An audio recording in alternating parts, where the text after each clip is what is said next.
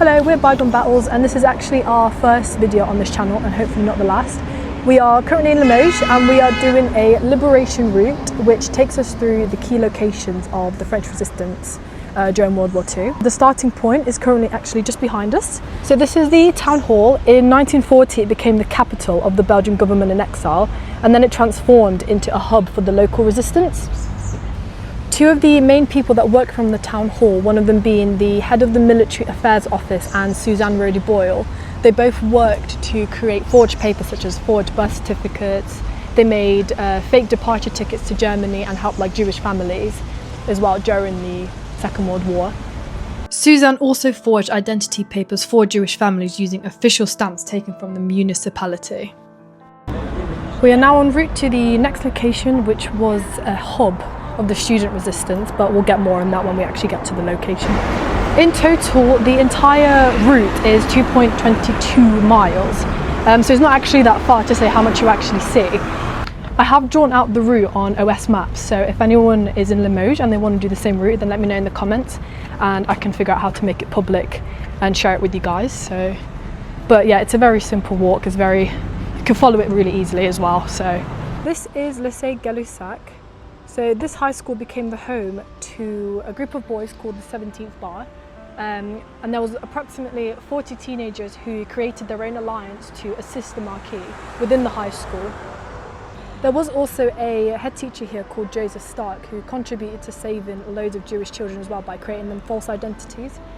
He expelled Jewish students on trivial grounds to protect them from the Gestapo registrations, and he also hid loads of Jewish children within the high school as well. You can actually find a lot more detailed information on all of these locations on the website that you use to locate yourself around Limoges.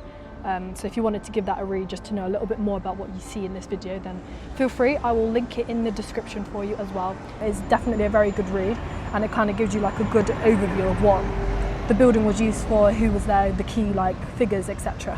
We have now done a pit stop at an Irish bar for a pint. It is currently 32 degrees, which compared to British weather, it is absolutely boiling. And then we'll be en route again.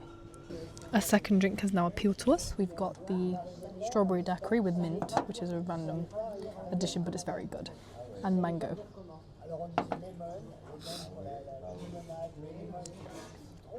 That's very nice. The next location is the Square of the Righteous Amongst the Nation, I believe it is. We kind of cut through halfway, so we started at the start of the route and now we're on the end and we're going to kind of meet in the middle, but you can do whatever way you want it to be. So we are at the third point. From 1941, thousands of Jewish refugees found shelter in Haute-Vienne, but after the German occupation of the south in 1942, many were rounded up and sent through camps at Nexen and Saint-Germain-les-Bains before deportation to Nazi concentration and extermination camps. In this location, it was noted that during World War II, nearly 6,000 Jews were saved from deportation in Limoges by French people from all walks of life. The Limousin region counts about 140 righteous among the nations, the highest distinction awarded by the State of Israel to non-Jewish individuals. From 1942, the OSC rescued young Jewish children from internment camps in southern France and sheltered them in a nursery in Limoges. Caring for up to 70 children, the home became a refuge for orphans, children in danger, and the children of resistance fighters.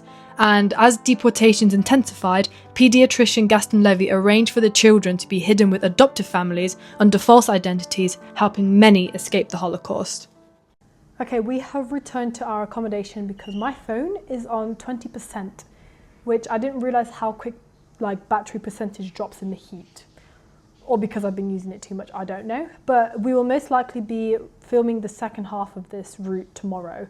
But you'll see this in literally 5 seconds after this clip anyway. So yeah, we'll be resting tonight in this 35-degree weather and then coming back to it tomorrow morning once my phone is charged. And this time I will bring a portable charger. I understand that was a rookie mistake not to have one on me.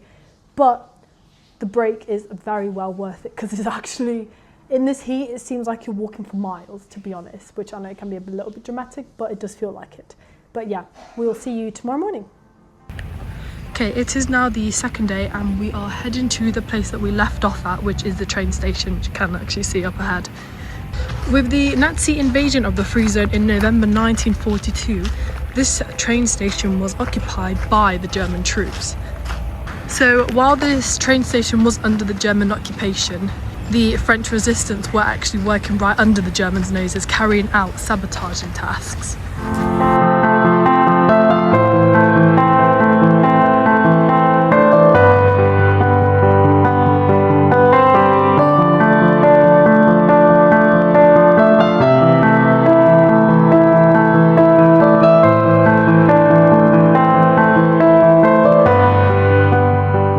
In the basement of the station, the Wehrmacht walled off part of an old road tunnel to create an air raid shelter. The marking at the entrance, Reserve aller Wehrmacht, reserved for the Wehrmacht, is still visible today. The station signage was completed in German. Each evening, the curfew emptied the building and platforms, and access to the tracks was strictly forbidden to anyone not authorised by the French National Railway Company. So another fun fact about the train station is that weapons were actually hidden in the station's dome as resistance members sabotaged German communications. Their intelligence helped RAF bombers destroy the nearby Nomerone factory during the night of the 9th of February 1944. And as Gestapo repression intensified in 1944, many SNCF workers disappeared, a sacrifice still remembered by a plaque in the station. So this is the next location. This was a villa that was feared by absolutely everyone. This is Villa Volvali. It became the headquarters of the German police in Limoges starting in 1943, and it served as a torture site from which few resistant fighters emerged alive. In this building, the cellars served as detention and torture chambers, and the building was demolished in the 1970s and replaced by a modern structure which we see ahead of us here. And then further down the alley to the right, a large house accommodated some high-ranking officers behind it, and the garages were also used for torture. Between 1942 and 1944, at least 920 people were arrested in Limoges by the Nazi police and local collaborators.